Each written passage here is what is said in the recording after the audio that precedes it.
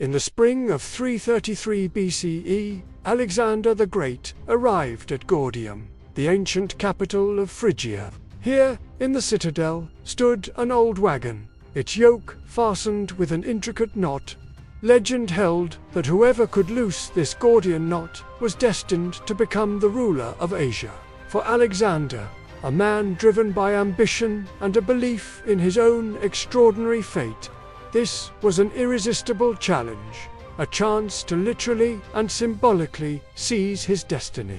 After his successful winter campaign along the southern coast of Asia Minor, Alexander turned his army inland, marching northwards through the rugged region of Pisidia. The Pisidians were a fiercely independent mountain people who had never been fully subdued by the Persians. Alexander, unwilling to leave a potentially hostile force in his rear or along his lines of communication, undertook a series of difficult operations to pacify them. He fought several engagements and conducted successful sieges against Pisidian strongholds like Sagalassos and Termessos, though he chose to bypass the latter due to its near impregnability. This swift but harsh campaign demonstrated his thoroughness and his determination to secure every territory he passed through. Finally, in the spring of 333 BCE, Alexander and his contingent reached Gordium, the ancient capital of the Phrygian kings, most famously King Midas of the Golden Touch.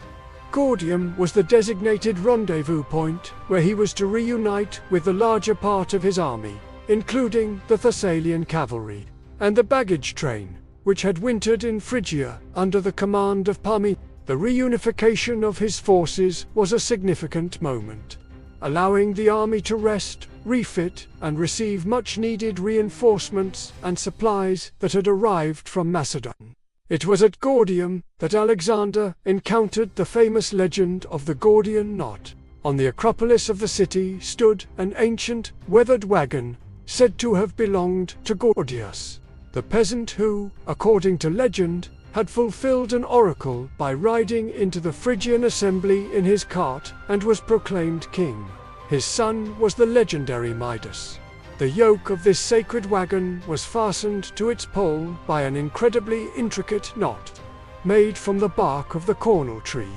Its ends were cleverly tucked away and hidden, making it seemingly impossible to find a way to untie it. An ancient oracle, widely known throughout Asia Minor, had prophesied that whoever could successfully loose this knot was destined to become the lord of all Asia. Over the years, many ambitious men, including kings and conquerors, had reputedly tried to untangle the Gordian knot, but all had failed. The challenge remained, a symbolic test of destiny.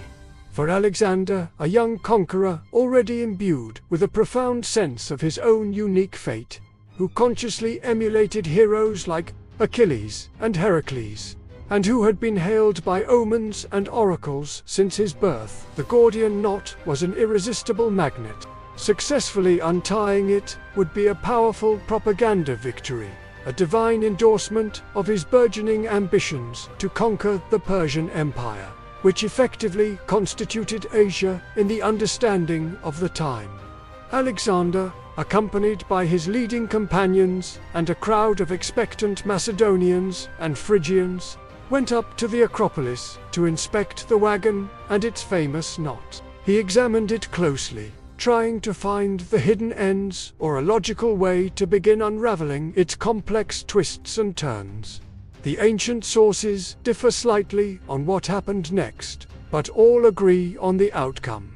According to the most popular account, favored by Arrian, who drew upon Ptolemy, and Aristobulus, Alexander's companions, Alexander struggled with the knot for some time, finding no conventional way to loosen it. Frustrated, or perhaps in a moment of inspired insight, he declared that it made no difference how the knot was loosed.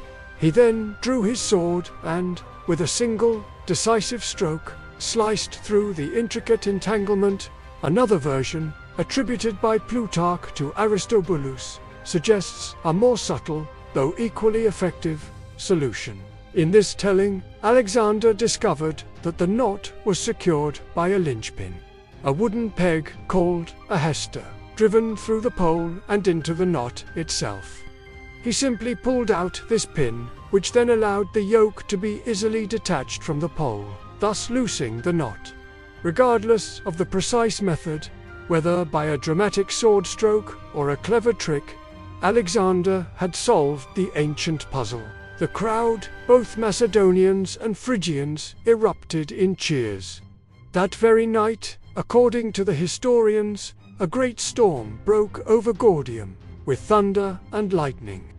Alexander and his soothsayers interpreted this as a sign of approval from Zeus, the king of the gods, confirming that he was indeed the one destined by the oracle to rule Asia. Alexander offered sacrifices the next day in gratitude. The symbolic importance of this event cannot be overstated. News of Alexander cutting the Gordian knot spread like wildfire. It powerfully reinforced his image as a man of destiny, favored by the gods, capable of overcoming any obstacle, no matter how intractable. It was a masterstroke of public relations, bolstering the morale of his own army and likely causing unease among his Persian adversaries. The phrase "cutting the Gordian knot" has ever since entered language as a metaphor for solving a complex problem with a bold, decisive, and often unconventional action. While at Gordium, Alexander did more than just engage with legend. He also attended to pressing military and administrative matters. He received envoys, dispatched communications, and integrated the reinforcements that had arrived. Most importantly, he began planning the next phase of his campaign, the advance eastward through Cappadocia and the Cilician Gates towards Syria, where Darius III himself was reportedly gathering the main imperial army of Persia for a decisive confrontation. The symbolic conquest of Asia at Gordium was soon to be put to the ultimate test on the battlefield. But for now, Alexander had once again demonstrated his uncanny ability to seize the moment, to weave his actions into the fabric of legend, and to propel himself forward with an unshakable belief in his own extraordinary future.